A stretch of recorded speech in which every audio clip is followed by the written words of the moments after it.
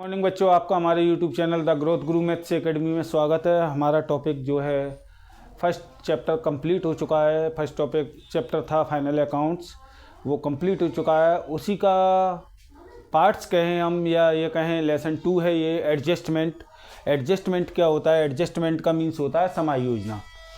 समायोजना क्या होती हैं और क्यों की जाती हैं?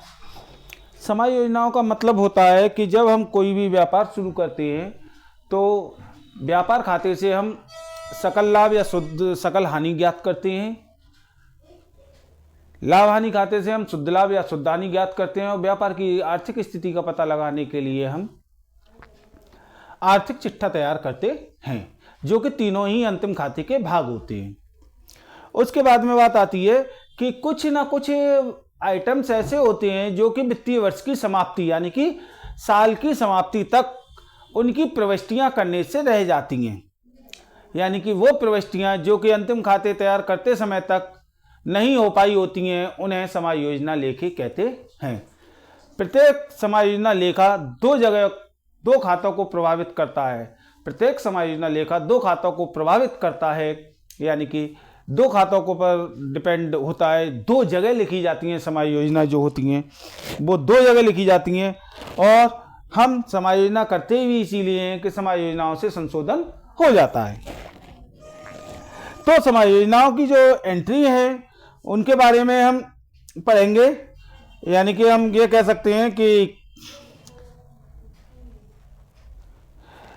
वे मदें जिनका लेखा खातों में नहीं हो पाता है, वे मदें जिनका लेखा खातों में नहीं हो पाता है, पाया है या पाता है या अपूर्ण हुआ है, उन्हें वर्ष के अंत में अंतिम खाते बनाते समय नियमानुसार खातों में ठीक प्रकार से लिखने को ही समायोजन कहते हैं।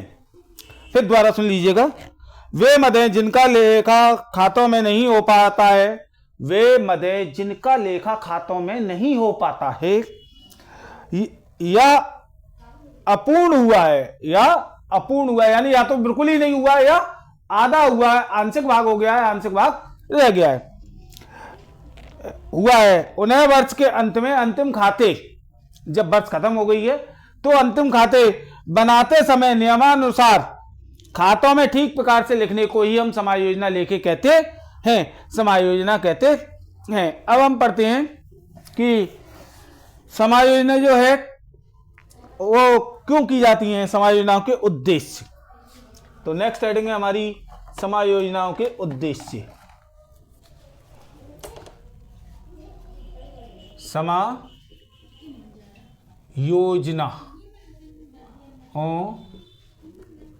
के उद्देश्य किस लिए की जाती हैं समायोजनाएं?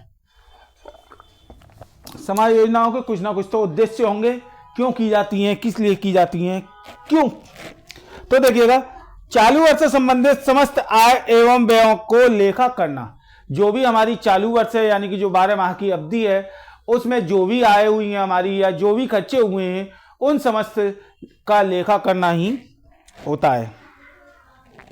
शुद्ध एवं पूर्ण लेखे करना, यानी कि अच्छे और लेखे सही तरीके से लेखे होने चाहिए और पूरे होने चाहिए। तीसरा है वर्ष का शुद्ध लाभ एवं शुद्ध हानि ज्ञात करना। जो भी पूरे 12 माह की अवधि में जो हमें शुद्ध लाभ हुआ है या शुद्ध हानि हुई है, वो सही कैलकुलेशन अभी आएगी जब हम समायोजनाओं को कर लेंगे। चौथा है व्यापार की आर्थिक स्थिति ज्ञात करना। व्यापार की आर्थिक स्थिति ज्ञात करना के लिए हमें समायोजना लेखाओं की आवश्यकता होती है। नंबर 5, अज्ञात जोखिम एवं हानियों के लिए व्यवस्था संचय करना। अज्ञात जो जोखिम है, जिनको हमें पता नहीं है कि ये हमें नुकसान पहुंचा सकते हैं, उन जोखिम या दायित्व हानियों की व्यवस्था संचय करने के लिए किया जाता है। व्यवसाय की संपत्तियों एवं दायित्वों का उचित मूल्यांकन करने के लिए समायोजनाएं की जाती हैं।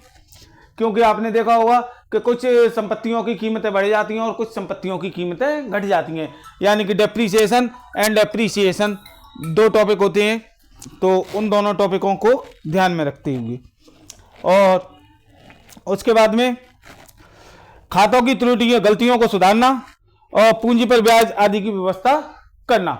तो यहां तक मेरा टॉपिक हुआ समायोजना किसे कहते हैं और समायोजना से आशय। समायोजना से आशय मैंने आपको बता दिया, समायोजना के उद्देश्य बता दिए। अब हम चलते हैं समायोजनाएं के प्रमुख प्रकार। तो समायोजनाओं के प्रमुख प्रकार जो भी हैं, प्रमुख प्रकार की जो समायोजनाएं हैं वो निम्नलिखित होती हैं।